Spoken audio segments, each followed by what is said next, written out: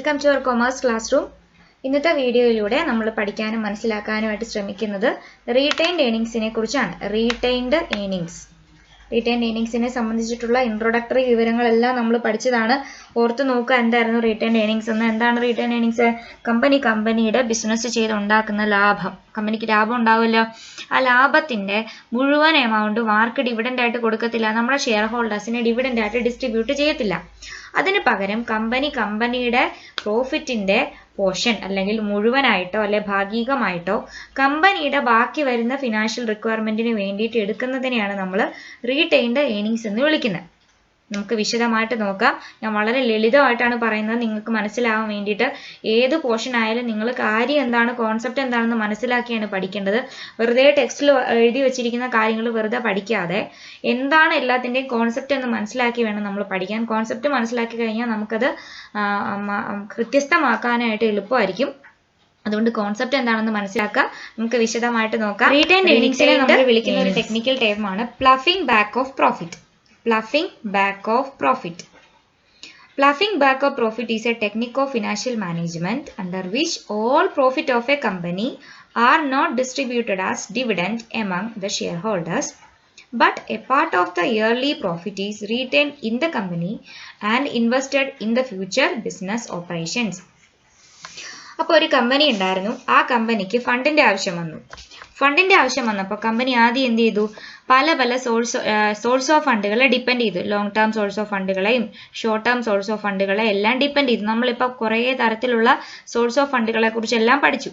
ഇതിനകത്ത് വരുന്ന short term സോഴ്സുകൾ ഏതൊക്കെയാണ് നമ്മൾ മുന്നത്തെ വീഡിയോയിൽ പഠിച്ചിട്ടുണ്ടായിരുന്നു. നമ്മുടെ സോഴ്സ് ഓഫ് ഫണ്ടുകൾ ഏതൊക്കെയാണ്? Trade credit, bank credit, public deposit, retained earnings, factoring, commercial paper, Inter corporate deposit എന്നൊക്കെ പറഞ്ഞ് പല രീതിയിലുള്ള ഷോർട്ട് ടേം ഡെപ്പോസിറ്റുകൾ ഉണ്ട്. ഇനി അടുത്തതാണ് നമ്മുടെ long term deposit. Long term deposit ഇവിടെ കുറച്ച് സീരിയസ് ആണ്. ലോങ് ടേം ഡെപ്പോസിറ്റിലാണ് നമ്മൾ എന്തൊക്കെ വിളിക്കുന്നത്? ഷെയർ വിളിക്കുന്നത്, ഡിവഞ്ചർ വിളിക്കുന്നത്, ഷെയർ, ഡിവഞ്ചർ, അങ്ങനത്തെ ഐറ്റംസ് എല്ലാം നമ്മൾ, ബോണ്ട്, പ്രിഫറൻസ് ഷെയർ, ഇങ്ങനത്തെ കാര്യങ്ങളെല്ലാം നമ്മൾ ഇവിടെ ലോങ് ടേം ഫിനാൻസ് ആയിട്ടാണ് അല്ലെങ്കിൽ long term source of fund ആയിട്ടാണ് ഇതിനെ കൺസിഡർ ചെയ്യുന്നത്. അപ്പൊ നമ്മളൊരു ലോങ് ടേം സോഴ്സ് ഓഫ് ഫണ്ടിനെ നമ്മൾ ഡിപ്പെൻഡ് ചെയ്യുമ്പോൾ എന്താണ് അവിടെ മക്കളെ സംഭവിക്കുന്നത്? ലോങ് ടേം സോഴ്സ് ഓഫ് ഫണ്ടിനെ ഡിപ്പെൻഡ് ചെയ്യുമ്പോൾ നമ്മൾ ഷെയർ വിളിച്ചല്ലോ. ഷെയർ വിളിച്ചപ്പോൾ എന്താണ് അർത്ഥം? കമ്പനിയുടെ പൈസ ഇല്ല, കമ്പനിയുടെ ഷെയർ വാങ്ങിക്കുന്ന വ്യക്തികൾ കമ്പനിയിലേക്ക് ക്യാഷ് ഇൻവെസ്റ്റ് ചെയ്യുകയാണ് ചെയ്യേണ്ടത്. അപ്പൊ ആ ഇൻവെസ്റ്റ് ചെയ്തിരിക്കുന്ന ആൾക്കാർ ഇക്വിറ്റി ഷെയർ ആണ് മേടിക്കുന്നതെങ്കിൽ അവർ ഓണേഴ്സ് ആണ്. പ്രിഫറൻസ് ഷെയർ ആണ് മേടിക്കുന്നതെങ്കിൽ അവർക്ക് ആദ്യം നമ്മൾ ഡിവിഡൻഡ് കൊടുക്കും. ഇങ്ങനെയൊക്കെയാണ് നമ്മൾ ഇവരെ എല്ലാം കാറ്റഗറൈസ് ചെയ്തിരിക്കുന്നത്. അപ്പൊ കമ്പനിയുടെ ബെനിഫിഷ്യറീസ് ആയിട്ട് അല്ലെ ഷെയർ ഹോൾഡേഴ്സ് ആയിട്ട് ഇവിടെ വരുന്ന ആരൊക്കെയാ? അല്ലെങ്കിൽ കമ്പനിക്ക് ഒരു ലാഭം ഉണ്ടായി കഴിഞ്ഞാൽ ആ ലാഭത്തിന്റെ പങ്ക് പറ്റേണ്ടത് ആരാണ്? നമ്മുടെ ഉടമസ്ഥരായിട്ടുള്ള അല്ലെ നമ്മുടെ ഷെയർ ഹോൾഡേഴ്സ് ആയിരിക്കും. അപ്പൊ കമ്പനിക്ക് ലാഭം ഉണ്ടായി കഴിഞ്ഞാൽ അതിന്റെ ഉടമസ്ഥാവകാശം ആർക്കാണ്? ഷെയർ ഹോൾഡേഴ്സിനാണ്. കമ്പനിയുടെ ലാഭത്തിന് ഷെയർ ഹോൾഡേഴ്സിനുള്ള വിഹിതത്തിനെ അല്ലെങ്കിൽ അവർക്ക് കിട്ടേണ്ട അവകാശത്തിനെയാണ് നമ്മൾ ടെക്നിക്കലി ഡിവിഡൻഡ് എന്ന് വിളിക്കുന്നത്. ഡിവിഡൻഡിനെ കുറിച്ച് നമ്മൾ ഓൾറെഡി പഠിച്ചതാണ്. അപ്പോൾ ഈ ഡിവിഡൻഡ് പ്രോഫിറ്റിൽ നിന്ന് ഒരു ഭാഗമാണല്ലോ ഡിവിഡൻഡ് ആയിട്ട് കിട്ടുന്നത്. ഷെയർ ഹോൾഡേഴ്സിന് എപ്പോഴും ഷെയർ ഹോൾഡേഴ്സിന്റെ റിട്ടേൺ ആയിട്ടുള്ള ഡിവിഡൻഡ് ലഭിക്കണമെന്നാണ് ആഗ്രഹം. പക്ഷേ കമ്പനി ഇവിടെ മറ്റൊരു ട്വിസ്റ്റാണ് അവിടെ കമ്പനിയിൽ സംഭവിക്കുന്നത്.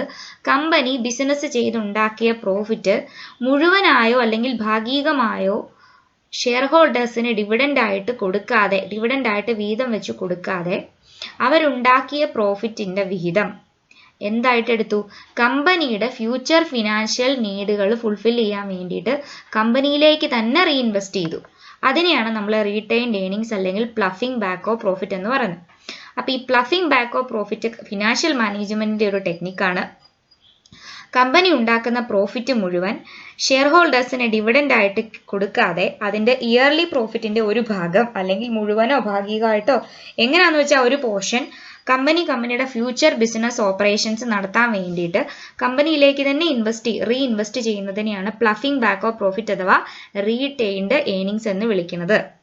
The process is known as ploughing back of profit or self-financing or retained earnings. ഈ പ്രോസസ്സിന് ഇങ്ങനെ ഡിവിഡൻഡ് ആയിട്ട് കൊടുക്കാതെ കമ്പനിയിലേക്ക് തന്നെ റീഇൻവെസ്റ്റ് ചെയ്യുന്നതിന് കുറച്ച് പേരുകളുണ്ട്. അത് ഞാൻ പറഞ്ഞിട്ടുണ്ട് ഓൾറെഡി. ഏതൊക്കെയാണ്? റീറ്റെയിൻ ഏർണിങ്സ് എന്ന് വിളിക്കാം, പ്ലഫിംഗ് ബാക്ക് ഓഫ് പ്രോഫിറ്റ് എന്ന് വിളിക്കാം, സെൽഫ് ഫിനാൻസിങ് എന്ന് വിളിക്കാം, ഇന്റേണൽ ഫിനാൻസിങ് എന്നെല്ലാം നമുക്ക് ഇതിനെ വിളിക്കാവുന്നതാണ്. This affect the current rate of dividend because of all of the profit is not available for distribution among the shareholders. ഇനി നമ്മൾ റീറ്റെയിൻഡ് ഏർണിങ്സ് നടത്തുമ്പോൾ അത് ആരുടെ ഇൻട്രസ്റ്റിന് വിരുദ്ധമാണ്, അല്ലെങ്കിൽ ആരെയാണ് അത് ബാധിക്കുന്നത്?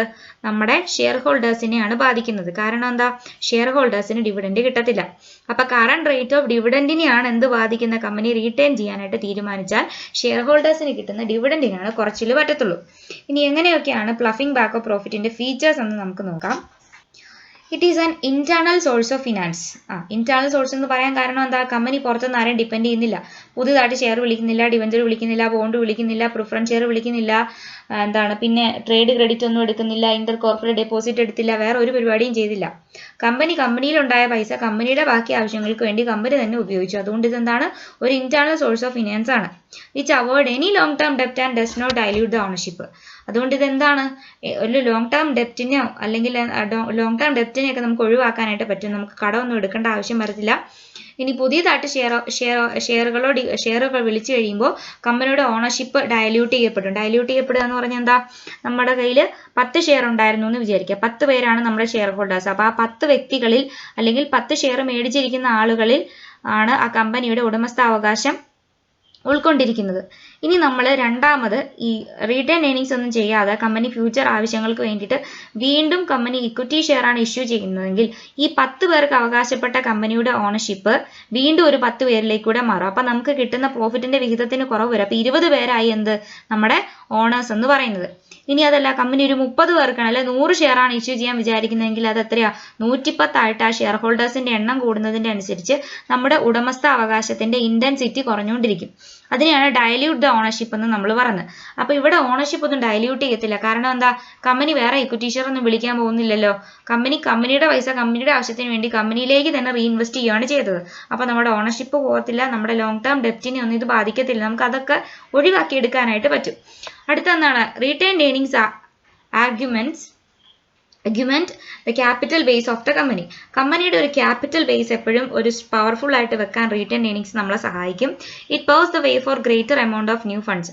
ഇനി ഇത് പുതിയ ഫണ്ടുകളെ നമുക്ക് കണ്ടെത്താനായിട്ടുള്ള ഒരു ഫെസിലിറ്റി എല്ലാം കൊണ്ടുതരും. It can be used as a main source of fund without creating any charge against the asset of the company. ഇത് നമ്മുടെ ഒരു മെയിൻ സോഴ്സ് ഓഫ് ഫണ്ട് ആയിട്ട് നമുക്ക് എടുക്കാൻ പറ്റും. മാത്രമല്ല നമുക്ക് എന്താണ്? നമ്മുടെ ഇതുപോലെ ഓണർഷിപ്പ് ഡയല്യൂട്ട് ചെയ്ത് പോകാതെ തന്നെ നമ്മുടെ അസറ്റ് ഒന്നും പോകാത്ത രീതിയിൽ നമുക്ക് നമ്മുടെ പൈസ നമ്മുടെ തന്നെ ആവശ്യങ്ങൾക്ക് കണ്ടെത്താനായിട്ട് പറ്റും റീറ്റെയിൻഡ് ഏർണിങ്സ് വഴി. ഇനി പ്ലഫിംഗ് ബാക്ക് ഓഫ് പ്രോഫിറ്റ് ചെയ്ത് കഴിഞ്ഞാൽ നമുക്ക് കിട്ടുന്ന ഗുണങ്ങൾ ഏതൊക്കെയാണെന്നാണ് പറയുന്നത്. കമ്പനിക്കുള്ള അഡ്വാൻറ്റേജസ് എന്തൊക്കെയാണ്? കമ്പനിക്കുള്ള അഡ്വാൻറ്റേജസ് എന്താ? ഏറ്റവും ഇക്കണോമിക്കൽ മെത്തേഡാണ്, കോസ്റ്റ് ഫ്രീ ഫിനാൻസ് ആണ്. കാരണം അതിവിടെ കോസ്റ്റ് ഓഫ് ക്യാപിറ്റൽ എന്ന് പറഞ്ഞൊരു ഇടപാടേ വരുന്നില്ല. കോസ്റ്റ് ഓഫ് ക്യാപിറ്റൽ എന്ന് പറഞ്ഞാൽ എന്താ? നമ്മൾ സോഴ്സ് ഓഫ് ഫണ്ടുകളായിട്ട് ആശ്രയിക്കുന്ന ഇക്വിറ്റി ആയാലും പ്രിഫറൻസ് ആയാലും ഡെപ്റ്റ് ആയാലും അതിനെ കമ്പനിയിലേക്ക് കൊണ്ടുവരാൻ വേണ്ടിയിട്ട് നമുക്ക് ചിലവാകുന്ന കാശിനെയാണ് കോസ്റ്റ് ഓഫ് ക്യാപിറ്റൽ എന്ന് പറയുന്നത്. ഇക്വിറ്റി ഷെയർ ആണ് കോസ്റ്റ് ഓഫ് ഇക്വിറ്റി ആണ്, പ്രിഫറൻസ് ഷെയർ ആണ് കോസ്റ്റ് ഓഫ് പ്രിഫറൻസ് ഷെയർ ആവും, ഡെപ്റ്റ് ആണെങ്കിൽ കോസ്റ്റ് ഓഫ് ഡെപ്റ്റ് ആവും. അപ്പൊ ഇതിന്റെ ഒന്നും ഒരു ചെലവുകൾ എവിടെ വരുന്നില്ല. നമ്മൾ പ്ലഫിംഗ് ബാക്ക് പ്രോഫിറ്റ് ആണ് എടുക്കുന്നതെങ്കിൽ റീറ്റെയിൻ ഏർണിങ്സ് ആണ് എടുക്കുന്നതെങ്കിൽ നമുക്ക് വേറെ ചെലവൊന്നുമില്ല. നമ്മുടെ പൈസ നമ്മൾ നമ്മുടെ ആവശ്യത്തിന് എടുത്ത് നമുക്ക് വേറെ ചെലവുകളൊന്നും അതിനകത്ത് വരുന്നില്ല. It ensure stable dividend policy. ഇത് എപ്പോഴും ഒരു സ്റ്റേബിൾ ഡിവിഡൻഡ് പോളിസി എൻഷുർ ചെയ്യാനായിട്ട് പറ്റും. കുറച്ച് പൈസ എങ്ങനെയായാലും കൊടുക്കും, നമ്മൾ ഹാഫ് പോർഷനാണ് എടുക്കുന്നുള്ളൂ. നമ്മൾ നമ്മുടെ ഷെയർ ഹോൾഡേഴ്സിനെയും പിണക്കത്തില്ല, നമ്മുടെ കാര്യങ്ങളും വിഷമമില്ലാതെ മുന്നോട്ട് പോകാനായിട്ട് പറ്റും.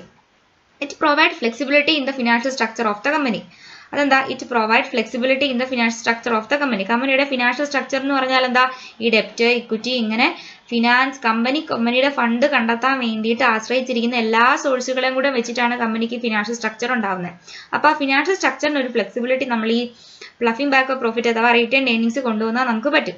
മാത്രമല്ല കമ്പനിയുടെ ക്രെഡിറ്റ് വർത്തിനെസ് നമുക്ക് ഇമ്പ്രൂവ് ചെയ്യാനായിട്ട് പറ്റും. കാരണം നമ്മൾ പല സ്ഥലത്തു നിന്നൊക്കെ കടം എടുത്തു, പിന്നെ ബിസിനസ് ചെയ്തു, നമുക്ക് കുറച്ച് ലാഭം ഉണ്ടായി, പിന്നെ നമ്മൾ ആരുടെ അടുത്ത് മുമ്പ് കടം എടുക്കാനൊന്നും പോയില്ല. നമ്മൾ നമ്മുടെ തന്നെ പൈസ നമ്മുടെ തന്നെ ആവശ്യങ്ങൾക്ക് ഉപയോഗിച്ചു എന്ന് വിചാരിക്കുക. പിന്നീട് നമുക്ക് എന്തെങ്കിലും ഒരു ആവശ്യം വന്നു കഴിഞ്ഞാൽ നമ്മൾ ഏതെങ്കിലും ഒരു ഫിനാൻഷ്യൽ സ്ഥാപനത്തിൽ ചെന്ന് കാശ് കടം ചോദിക്കുകയോ അല്ലെങ്കിൽ പബ്ലിക് ഡെപ്പോസിറ്റ് ചോദിക്കുകയോ അല്ലെങ്കിൽ ഡിബഞ്ചർ ഇഷ്യൂ ഒക്കെ ചെയ്തു കഴിഞ്ഞാൽ നമ്മുടെ ക്രെഡിറ്റ് വർത്തിനെസ് നമുക്ക് പ്രൂവ് ചെയ്യിക്കാനായിട്ട്. ക്രെഡിറ്റ് വർത്തിനെസ് എന്ന് പറഞ്ഞാൽ എന്താ? നമ്മൾ ആരുടെയെങ്കിലും കയ്യിൽ നിന്ന് കാശ് കടമായിട്ട് വാങ്ങിച്ചിട്ടുണ്ടെങ്കിൽ നമുക്കത് തിരിച്ചടയ്ക്കാനുള്ള കപ്പാസിറ്റി ഉണ്ടെന്ന് പ്രൂവ് ചെയ്യിക്കാനുള്ള ആ ടേമിനെയാണ് നമ്മൾ ക്രെഡിറ്റ് വർത്തിനെസ് എന്ന് പറയുന്നത്. അപ്പോൾ ആ ക്രെഡിറ്റ് വർത്തിനെസ് നമുക്ക് പ്രൂവ് ചെയ്യിക്കാനായിട്ട് പറ്റും. അടുത്ത നോക്കുക, the policy of ploughing back of profit provide a cushion to absorb the stock of the business vicissitudes like depressions. ഇനി നമ്മൾ പ്ലഫിംഗ് ബാക്ക് ഓഫ് പ്രോഫിറ്റ് ആണ് ചെയ്യുന്നതെങ്കിൽ നമുക്ക് ഡിപ്രഷൻ സാഹചര്യങ്ങളൊക്കെ വന്നു കഴിഞ്ഞാൽ, ഡിപ്രഷൻ എന്ന് പറഞ്ഞാൽ എന്താ? ബൂമിന്റെ ഓപ്പോസിഷൻ ആണ് നമ്മുടെ ഡിപ്രഷൻ എന്ന് പറയുന്നത്. അപ്പോൾ ഡിപ്രഷൻ പീരീഡിൽ എന്താ ഫണ്ടിനൊക്കെ ഭയങ്കര ഷോർട്ടേജ് ആയിരിക്കും വരുന്നത്. ആൾക്കാർ കടം കൊടുക്കലും കടം വാങ്ങിക്കലും ഒക്കെ ഭയങ്കര ബുദ്ധിമുട്ടായിരിക്കും. അപ്പം അങ്ങനെ ഫണ്ടിന്റെ ഷോർട്ടേജ് വരാനോ അല്ലെങ്കിൽ സ്റ്റോക്കിന്റെ പ്രശ്നങ്ങളോ ഒക്കെ വന്നു കഴിഞ്ഞാൽ നമുക്ക് എന്ത് ചെയ്യാൻ പറ്റും? നമ്മുടെ കയ്യിൽ നമ്മുടെ പ്രോഫിറ്റ് തന്നെ ഇരിപ്പുണ്ടെങ്കിൽ ആ പ്ലഫിംഗ് ബാക്ക് ഓഫ് പ്രോഫിറ്റിനെ നമ്മുടെ ഫിനാൻഷ്യൽ റിക്വയർമെന്റിന് വേണ്ടിയിട്ട് നമുക്ക് ഈസി ആയിട്ട് ഉപയോഗിക്കാനായിട്ട് പറ്റും. It is the best device in financial rationalisation scheme. അപ്പോൾ നമ്മുടെ റീറ്റെയിൻ ഏർണിങ്സ് ആണ് നമ്മുടെ ഫിനാൻസിങ് റാഷണലൈസേഷൻ ചെയ്യാൻ വേണ്ടിയിട്ട് നമുക്ക് ഉപയോഗിക്കാൻ പറ്റിയ ഏറ്റവും നല്ലൊരു ഡിവൈസ് എന്ന് പറയുന്നത്. കാരണം നമുക്ക് ആരെയും ഡിപ്പെൻഡ് ചെയ്യേണ്ട കാര്യമില്ല, നമുക്ക് ആരെയും ആശ്രയിക്കേണ്ട കാര്യമില്ല. നമുക്ക് എളുപ്പത്തിൽ എന്ത് ചെയ്യാനായിട്ട് സാധിക്കും? നമ്മുടെ സോഴ്സ് ഓഫ് ഫണ്ടുകളെ നമുക്ക് അക്വയർ ചെയ്യാനായിട്ട് സാധിക്കും. ഇനി ഇൻവെസ്റ്റേഴ്സിന് എന്തൊക്കെ അഡ്വാൻറ്റേജ്? ഇൻവെസ്റ്റേഴ്സ് എന്ന് പറഞ്ഞാൽ ആരാ? ഷെയർ ഹോൾഡേഴ്സിനെയാണ് നമ്മൾ ഇൻവെസ്റ്റേഴ്സ് എന്ന് ഉദ്ദേശിക്കുന്നത്.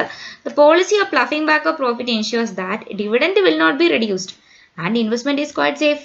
അവിടെ എന്താ സംഭവിച്ചിരുന്നത്? പ്ലഫിംഗ് ബാക്ക് ഓഫ് നമുക്ക് 100 രൂപ പ്രോഫിറ്റ് ഉണ്ടായെന്ന് വിചാരിക്കാം. 100 രൂപ പ്രോഫിറ്റിൽ 50 രൂപ ഡിവിഡൻഡ് ആയിട്ടും കൊടുക്കും, 50 രൂപ കമ്പനിയിലേക്ക് തന്നെ റീഇൻവെസ്റ്റ് ചെയ്തു. ആര് സാറ്റിസ്ഫൈഡ് ആണ്? നമ്മുടെ ഇൻവെസ്റ്റേഴ്സ് സാറ്റിസ്ഫൈഡ് ആണ്. കാരണം എന്താ? അവർക്ക് കിട്ടാനുള്ള ഏർണിങ്സിന്റെ ഒരു ഭാഗം അവർക്ക് കിട്ടി. ഇനി രണ്ടാമത് കമ്പനി ഇത് തന്നെ കമ്പനിയിലേക്ക് തന്നെ റീഇൻവെസ്റ്റ് ചെയ്ത് കഴിഞ്ഞാൽ ആ ഇൻവെസ്റ്റ് ചെയ്ത പ്രോഫിറ്റ് ഇൻവെസ്റ്റ് ചെയ്തിട്ട് ആ പൈസ വെച്ച് പിന്നെയും ബിസിനസ് ചെയ്യുമ്പോൾ അത് ആർക്ക് അവകാശപ്പെട്ടതാ? നമുക്ക് തന്നെ അവകാശപ്പെട്ട പ്രോഫിറ്റ്. അപ്പൊ ഇൻവെസ്റ്റേഴ്സിനല്ലേ ഗുണം? അപ്പൊ ഇൻവെസ്റ്റേഴ്സ് എന്താണ്? അവരുടെ ഇൻവെസ്റ്റ്മെന്റ് സേഫ് ആയിരിക്കും. അടുത്ത stable dividend policy enhances market value of share. അപ്പൊ നമ്മൾ ഇക്വിറ്റി ഷെയർ ഹോൾഡേഴ്സിനെ പിണക്കാതെ കിട്ടിയ പ്രോഫിറ്റിന്റെ ഒരു ഭാഗം റിട്ടേൺ ഏർണിങ്സും ആയിട്ടും എടുത്തു, ഒരു ഭാഗം അവർക്ക് ഡിവിഡൻഡ് ആയിട്ടും കൊടുത്തു. അപ്പോൾ ഒരു സ്റ്റേബിൾ ഡിവിഡൻഡ് പോളിസി നമ്മൾ അവിടെ ഫോളോ ചെയ്യുകയും ചെയ്തു. അപ്പൊ കറക്റ്റ് ആയിട്ട് ഡിവിഡൻഡ് കിട്ടുന്നുണ്ടല്ലോ. കൂടുതലാണോ കുറവാണോ എന്നുള്ളതല്ല, കറക്റ്റായിട്ട് നമുക്ക് ഡിവിഡൻഡ് കിട്ടുന്നുണ്ട്. അപ്പോൾ നമ്മുടെ കമ്പനിയുടെ ഷെയറിന്റെ വാല്യൂ മാർക്കറ്റിൽ നമുക്ക് കൂട്ടാനായിട്ട് പറ്റും. പിന്നീട് നമുക്കിത് വിൽക്കണമെങ്കിൽ നല്ല ഹൈ റേറ്റിൽ നമുക്കത് വിൽക്കാൻ പറ്റും. കാരണം എന്താ? കറക്റ്റായിട്ട് നമുക്ക് ഇവിടെ ഡിവിഡൻഡ് കിട്ടുന്നുണ്ടല്ലോ. ഇനി ഇത് increased value of share enable the shareholders to borrow money from bank against security of such share. ഇനി എന്താണ് ഇൻക്രീസ്ഡ് വാല്യൂ ഓഫ് ഷെയർസ്? ഇനി കമ്പനിക്ക് അവരുടെ മാർക്കറ്റ് വാല്യൂ അനുസരിച്ച് നമ്മുടെ കമ്പനിയുടെ ഷെയറിന്റെ വില മാർക്കറ്റിൽ കൂടിയെന്ന് വിചാരിക്കുക. അങ്ങനെ ഷെയറിന്റെ വില കൂടുതലുള്ള ഒരു കമ്പനിയുടെ ഷെയർ ഉള്ള വ്യക്തിയാണെങ്കിൽ ആ ഷെയർ ഹോൾഡറിനെ സംബന്ധിച്ചിടത്തോളം എന്ത് ചെയ്യുക?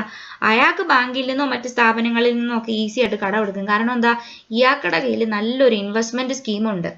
ആ ഇൻവെസ്റ്റ്മെന്റ് സ്കീമിന്റെ പ്രത്യേകത എന്താ? അയാൾ വാങ്ങിച്ചു വെച്ചിരിക്കുന്ന കമ്പനിയുടെ ഷെയർ നല്ല മാർക്കറ്റ് വാല്യൂ ഉള്ള ഷെയറാണ്. എങ്ങാനും ഈ ബാങ്കിനെ സംബന്ധിച്ച് ക്രെഡിറ്റ് വർത്തിനെസ് പ്രൂവ് ചെയ്യിക്കണമെങ്കിൽ ഈ ഷെയറിന്റെ ഡീറ്റെയിൽസ് അങ്ങ് കാണിച്ചാൽ മതി. അപ്പൊ ഇൻവെസ്റ്റേഴ്സിനും അത് ഗുണമാണ് ചെയ്യത്തുള്ളൂ. അപ്പൊ ഇത്രയും കാര്യം ഒന്ന് ഓർത്ത് വെക്കുക.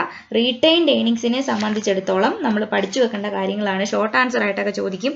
എന്താണ് റീറ്റെയിൻഡ് ഏർണിങ്സ് എന്നും അതിന്റെ കമ്പനിക്കുള്ള അഡ്വാൻറ്റേജും ഇൻവെസ്റ്റേഴ്സിനുള്ള അഡ്വാൻറ്റേജും എന്തൊക്കെയാണെന്ന് പഠിച്ചു വെക്കുക. മനസ്സിലായി എന്ന് വിചാരിക്കുന്നു. Thank you.